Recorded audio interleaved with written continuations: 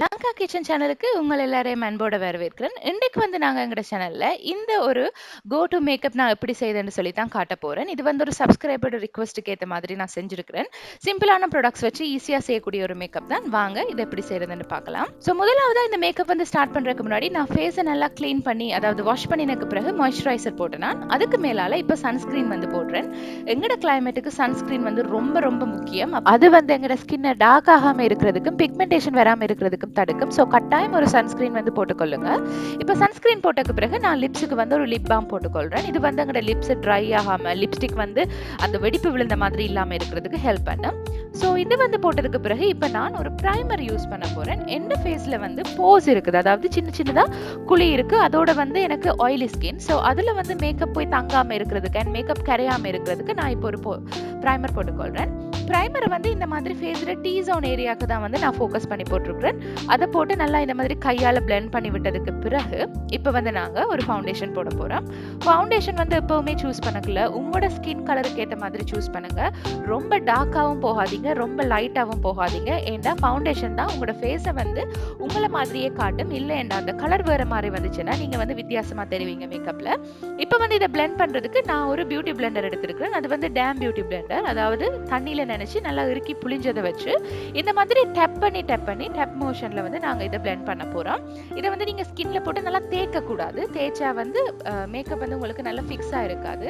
இப்படி டப் பண்றதன் மூலம் அந்த ஃபவுண்டேஷன் வந்து நல்லா போய் உங்களோட ஸ்கின்ல வந்து இருக்கும். அப்போ உங்களுக்கு கரையாது, வெடிப்பு விழாது, மற்றது வந்து வேர்வைக்கு வந்து உருகி கொண்டு வராது. ஸோ இந்த மாதிரி நல்லா பிளெண்ட் பண்ணக்கு பிறகு இப்போ நான் ஒரு பவுடர் வச்சு செட் பண்ண போறேன். இது வந்து நான் ஒரு கம்பேக்ட் பவுடர் எடுத்துருக்கேன்.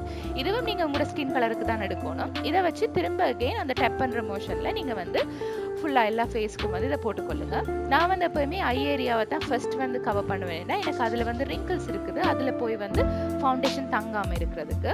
இப்போ வந்து ஸ்கின்னுக்கு ஒரு கொஞ்சம் லைட்டான பிரைட்னஸ் கொடுக்கறதுக்காக நான் வந்து ஒயிட் ஆல்கம் பவுடர் எடுத்துருக்கிறேன். அதை வந்து இந்த மாதிரி கண்ணுக்கு கீழையும் மூக்குலையும் நாடியிலையும் நெத்திலையும் வந்து போட்டுக்கொள்ள போறேன். இதுதான் வந்து டீ ஜோன் சொல்றாங்க. இந்த ஏரியாவில் போடக்கல நீங்க வந்து பாக்குறதுக்கு தூரத்துல இருந்து பார்க்க உங்களோட ஃபேஸ் வந்து நல்ல பிரைட்டா தெரியும். அந்த கண் பகுதி, மூக்கு, வாயெல்லாம் நல்ல முழிப்பா தெரியும். அதுக்காக தான் நாங்க வந்து இந்த ஸ்டெப் செய்யறது. ஸோ இது வந்து நீங்க சாதாரணமா வீட்டில் இருக்கிற பேபி பவுடர் கூட யூஸ் பண்ணலாம். அதுக்கும் வந்து உங்களுக்கு நல்ல பிரைட்டா தான் இருக்கும். இதையும் வந்து நான் போட்டுட்டு சும்மா ஃபுல்லா ஃபேஸை வந்து பிளெண்ட் பண்றேன். அடுத்த ஸ்டெப்பா நான் வந்து ஐப்ரோ ஃபில் பண்ண போறேன். ஐப்ரோ ஃபில் பண்றதுக்கு வந்து நான் ஒரு ஐப்ரோ பேலட்ல இருக்கிற பிளாக் கலர் பவுடர் தான் யூஸ் பண்றேன். நீங்க வந்து நார்மலா ஐப்ரோ பென்சிலும் யூஸ் பண்ணலாம், அதுவும் வந்து நல்லா வரும். ஆனா ஐப்ரோ பென்சிலை வந்து ரொம்ப அழுத்தி ரொம்ப டார்க்கா வந்து கீறாதீங்க. அப்ப பாக்குறதுக்கு வந்து நீங்க கீறின மாதிரி தெரியும், ஒரு நேச்சுரலான லுக் வராது.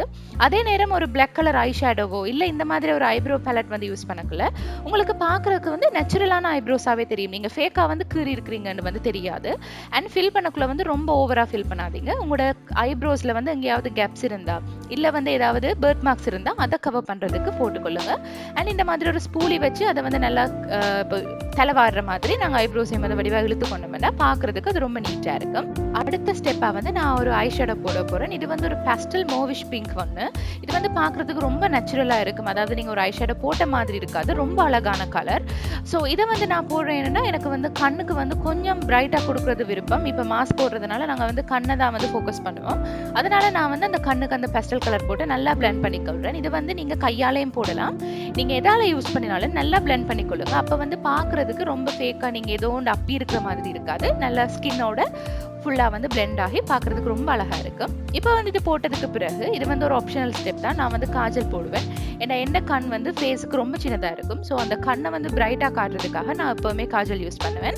இப்போ வந்து வாட்டர் லைனில் போட்டதுக்கு பிறகு அதுக்கப்புறமா ஐலிட்லேயும் பார்த்தேன், சரி ஓகேன்னு சொல்லிட்டு மேலேயும் வந்து கீறினான். இந்த ஐ மேக்கப் வந்து ஆப்ஷனல் தான், நீங்கள் வந்து விருப்பமெண்டா செய்யலாம், இல்லைன்னா பிளேனாக கூட கண்ணை விடலாம், ஒரு பிரச்சனையும் இல்லை. இதெல்லாம் போட்டதுக்கு பிறகு நான் கடைசியாக மஸ்காராவும் வந்து போட போகிறேன். அதுவும் வந்து கண்ணுக்கு ஒரு நல்ல டிஃபைனான ஷேப் ஒன்று கொடுக்கும். மஸ்காரா போட்டதுக்கு பிறகு நாங்கள் கடைசியாக வந்து லிப்ஸ்டிக் வந்து போட போகிறோம். ஸோ லிப்ஸுக்கு நான் இன்றைக்கு ஒரு நூட் கலர் எடுக்கிறதுனால கட்டாயம் வந்து லிப் லைனர் வந்து யூஸ் பண்ணணும். ஸோ அதுக்கு வந்து நான் இன்றைக்கி லிப் லைனர் போடுறேன். லிப் லைனர் வந்து ஒரு டார்க் மெரூன் கலரில் போடுறேன். அப்போ வந்து எங்களுக்கு நூட் கலர் போட நல்லா இருக்கும்.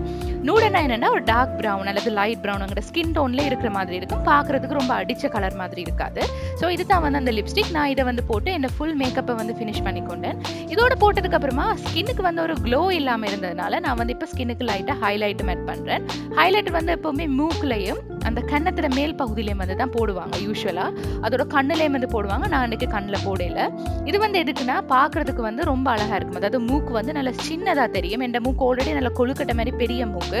அது வந்து சின்னதா காட்டுறதுக்காக இது வந்து கொஞ்சம் ஹெல்ப்ஃபுல்லா இருக்கும். ஸோ இதெல்லாம் போட்டதுக்கு பிறகு கடைசியா ஒன் லாஸ்ட் திங், திரும்ப அந்த பிளெண்டர் வச்சு எல்லாத்தையுமே பிளெண்ட் பண்ணிக்கொண்டா எங்களோட மேக்கப் வந்து சூப்பரா ஃபினிஷ் ஆயிடுது. என்னடா ஆரம்பத்துல சிம்பிளான ஒரு மேக்கப்னு சொல்லிட்டு இவ்வளவு ப்ராடக்ட்ஸ் யூஸ் பண்ணீங்களேன்னு நீங்க கேட்கறது வந்து எனக்கு புரியுது. சாதாரணமா ஒரு பேபி பவுடர் போட்டுட்டு போறதுக்கு பேரு மேக்கப் கிடையாது.